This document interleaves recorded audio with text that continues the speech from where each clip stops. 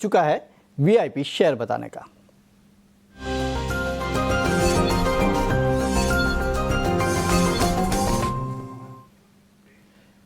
चलिए, और VIP share बताने के लिए हमारे साथ जियोजीत फाइनेंशियल्स के गौरांग शाह जुड़ चुके हैं। गौरांग जी, गुड आफ्टरनून, बहुत बहुत स्वागत है सर आपका 18 हाउस स्वदेश पे। सर बताइए, आपका वीआईपी शेयर आज कौन सा होगा?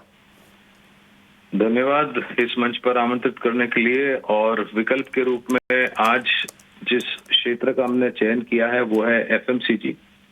और एफएमसीजी क्षेत्र में से हमने बुनियादी दर के आधार पर लंबी अवधि के लिए कोलगेट पामोलिव इंडिया लिमिटेड इस कंपनी का चयन किया है।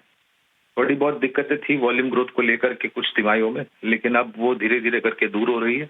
लागत खर्च भी अगर आप देखने जाएं तो वो भी कम हो रहा है, जिससे मुनाफे के मार्जिन में आपको आने वाले तिमाही नतीजों में इजाफे आते हुए नजर आएंगे। लंबी अवधि के लिए लक्ष्यांक जो हमने निर्धारित किया अनुमानित वो करीबन 2730 के आसपास का है।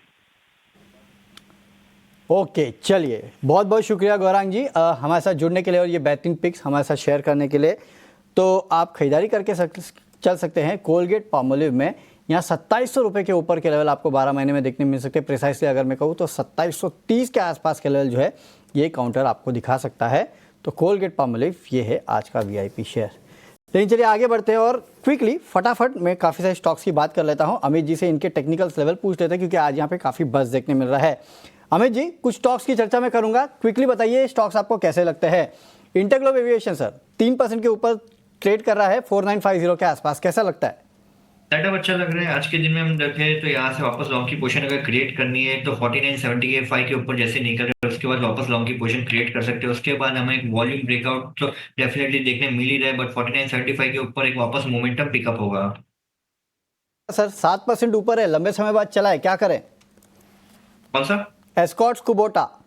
एस्कॉर्ट्स हम देखें यहाँ से तो एस्कॉर्ट्स में भी एक बाइंग तो अच्छी बनी हुई है, बट मैं कहूँगा रिस्क रिवॉर्ड फेवरेबल जोन में नहीं। ऑलमोस्ट यहाँ से हम देखें 7% की रैली देखने मिली है। 50 डीएम एक रेजिस्टेंस पे चलते हुए देखने मिल रहा है। अभी जो नेक्स्ट ब्रेकआउट यहाँ से देखने मिल रहा है 3250 का है। 3250 के ऊपर स्टेबिलिटी या क्लोजिंग बहुत जरूरी है, उसके बाद ही हमें नेक्स्ट लेग ऑफ बाइंग देखने मिलेगा।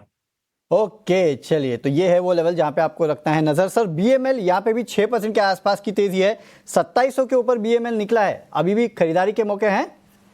बीएमएल भी यहाँ से हम देखें तो रेंज अभी तक क्लियर बनती हुई देखने नहीं मिल रही है। 2755 की रेंज क्लियरेंस है। 2755 का जैसे ब्रेकआउट है उसके बाद मैं कहूंगा यहाँ से जो 1.5 महीने की जो रेंज में काउंटर चलते हुए देखने मिले उसका क्लियरेंस मिलेगा। सो 2755 के ऊपर जैसे ही निकल रहा है उसके बाद मैं कहूंगा यहाँ से काउंटर 150-200 पॉइंट का मोमेंटम दे सकता है।